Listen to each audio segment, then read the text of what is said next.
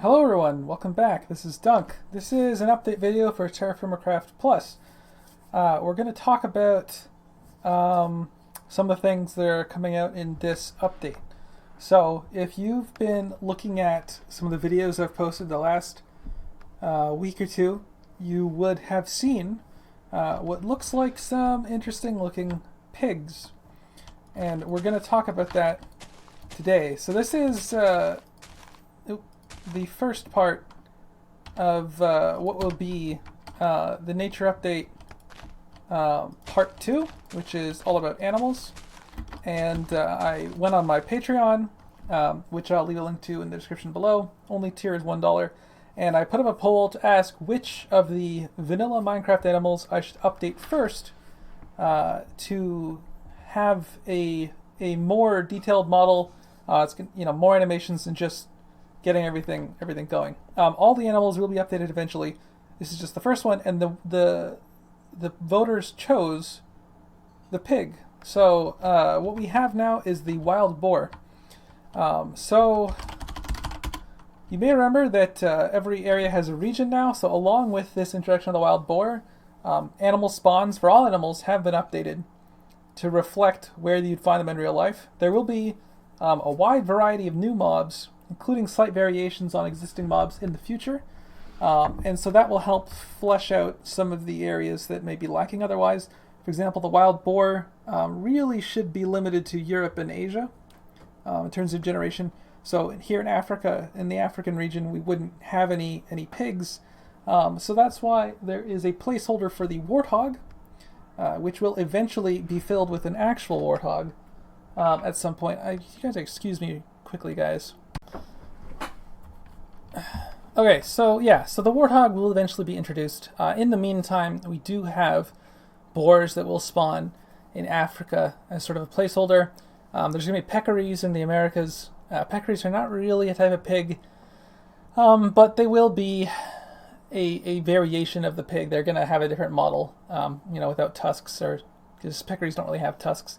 They'll still drop pork, but they probably won't be domesticatable. So domestication is a new feature that is going to be introduced in this update, and so we can spawn a couple pigs here, a couple boars, and see what they look like. All right, so we got a male and a female here. You can see this is the male. He's got tusks on the top and bottom. This is the female. As you can see, they breathe. They got some interesting walking animation going on. I don't have Wayla installed, so you can't really tell, but these pigs do have more hit points than they used to. Pigs used to have 500 hit points. They now have 900. So that is a change. Looks like the sun is going down. On that topic of the sun going down. In fact, we're in debug mode, so I'm going to first make sure, we're on peaceful, so that's good. We're going to go to survival here. Look at the clock, so it is around 6 p.m. here. But something that has happened. Oh, pig. That's not a good place to be doing that. Alright. So you want to talk about things that could be done a little differently. That'll be probably something I'll have to update, is that pigs should not go to sleep when they're swimming. In fact, I think it might die. Yeah. Yep. Oh, where'd you... Okay. I think... Weren't you supposed to just be dead? Alright. So, you know what? Is that a weird bug? Probably. Should I maybe delay the update? Probably. Am I going to? Probably not. I actually have some stuff I need to get done this weekend, so weird reason to do a release with obvious bugs in it, but there you go. So that's just something that'll have to get picked up later. It's just animals should not go to sleep when they're swimming. But anyway, let's look at this guy taking a little nap. So he does kind of do his little lie down thing. Boars now do like to avoid the rain, so if it started raining, he would get up and go find some shelter. During the daytime if it rains, they also will try and look for somewhere to get out of the rain. But I did mention the sunset here. So something I've done is I've changed the client side calculations for where the sun is in the sky.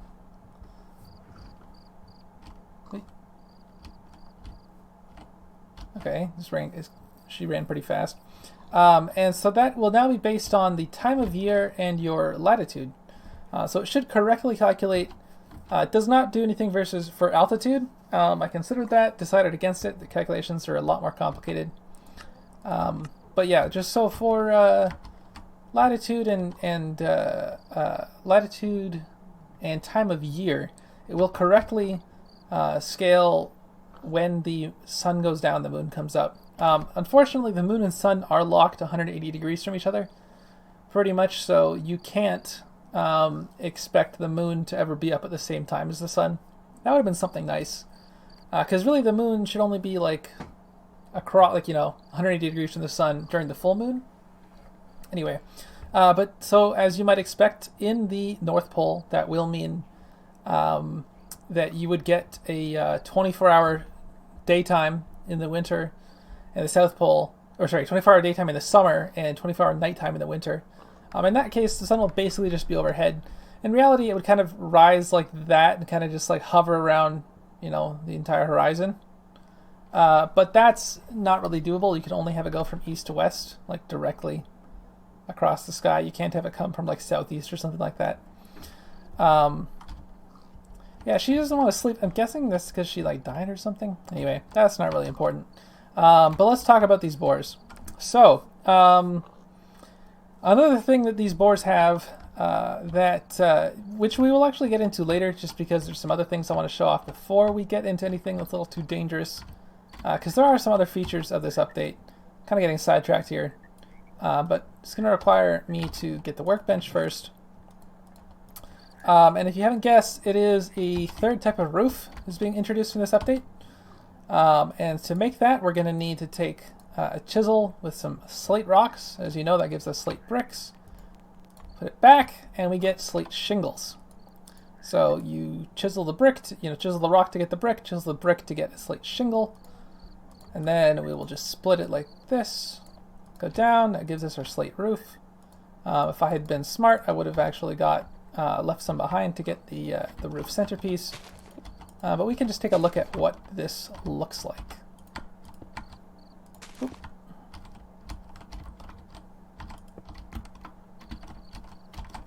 Yep. So as you can see, excuse you, what are you doing? You following me? Oh, I know what she's doing. Okay, so it's on peaceful. She's trying to kill me. Because I punched her, she has been trying to attack me, but because we're on peaceful, she is unable to do that. But that's kind of not nice.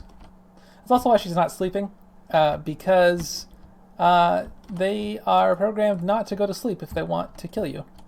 And so yeah, that is what I was trying to avoid showing off yet, because I don't want to die. Is that, yeah, if you punch a boar or stab it or anything like that, they will try to kill you. And they are fast when they're doing that. They are fast when they're trying to kill you. Let's talk about this slate roof quickly. So the slate roof gives you +4 protection against the cold and +2 against the heat. The ceramic roof has been updated, so there's +4 protection against heat and +2 against the cold. And the thatch roof is still just +2 against cold. So the slate roof and the ceramic roof are kind of on par. They're kind of counterparts. The ceramic roof is the most, I think it's the most expensive to get in terms of, just the resources that are required. However, clay is relatively common compared to slate. Like, you need to find the slate rocks in order to make this roof. It's not possible to make it out of any other type of material. So that is something to keep in mind. So that's kind of the balance there. The slate roof is the roof you'll want to make if you are in a cold environment. I've also redone a little bit of the how the rendering of, like, if there's like a special block underneath that's going to cause the textures to connect. I've redone it so that the lighting should be a little better, a little cleaner. So that should be nice. What else can we talk about? Okay, yeah. So other thing is that because she went, I believe, 2 minutes or 2 in-game hours, which is a minute 40 seconds, without being able to hit me, she got bored and she went to sleep. So that is a feature that these pigs have. So let's talk about domestication. So domestication is a new feature where the wild animals will turn into their domestic counterparts. So this is a boar, and it will turn into a pig. It will not be the vanilla pig, it will be a new Terraformer Craft Plus pig, and I will show some footage of that right here, because getting these, I mean, I guess I could get these animals up to, you know what, that would probably be really annoying. I could do it on camera, it would just take a while, because what you have to do is, an adult animal can go to a maximum of 30% familiarity. A baby animal can go up to 100% as long as it gets there before it reaches adulthood, because once it reaches adulthood, familiarity will not go any higher than 30. If it was already like 45, it will stay there, but it's not going to go any higher than 30.